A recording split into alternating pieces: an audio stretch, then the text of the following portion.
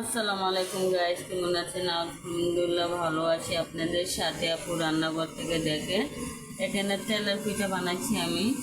আপনাদেরকে তেলের গুলা করাটাও আমি দেখায় দেবো। আমি শুকনা গুঁড়িতে তেলের পিঠা বানাচ্ছি। আলহামদুলিল্লাহ দেখেন সব কিছু পিঠা। আমাদের বাসায় গ্যাস নাই আলহামদুলিল্লাহ। তারপর কারেন্টের চুলাতে আমি পাক করতেছি। তেলের পিঠা মশলা কত সুন্দর ফুলতেছে। আমার বোন সজিটা করতেছে দেখেন এখানে।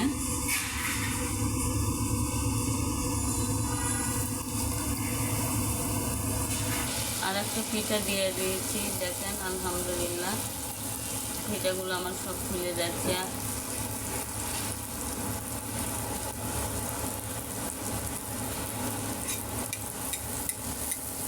সবগুলো পিঠে এভাবে আমি বানাই নিচ্ছি।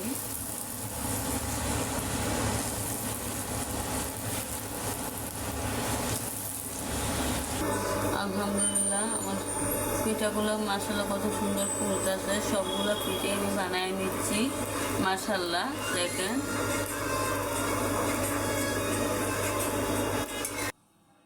দেখেন মাশাআল্লাহ আমার তেলের পিঠাগুলো কত সুন্দর হয়েছে আলহামদুলিল্লাহ। দেখেন আমি সবগুলো তেলের পিঠে আমি এভাবে নিয়েছিলাম। 4 কাপ ময়দা, চালের গুঁড়ি আমি শুকনো গুঁড়িতেই বানাইছি। আমি পরিমাণ মতো পানি দিয়ে দিয়েছি। আপনার শুকনো গুঁড়িতে আপনারা একটু হালকা গরম পানি দিবেন। হালকা গরম পানি দিলে চালের গুঁড়িতে ভিজে যায়। আমি সামান্য ময়দা দিয়ে দিয়েছিলাম যে নরম থাকার জন্য। আলহামদুলিল্লাহ দেখেন আমার কত সুন্দর পিঠাটা হয়ে গেছে। প্রত্যেকটি পিঠার সবগুলোই আমার পিঠাগুলো ফুলছে।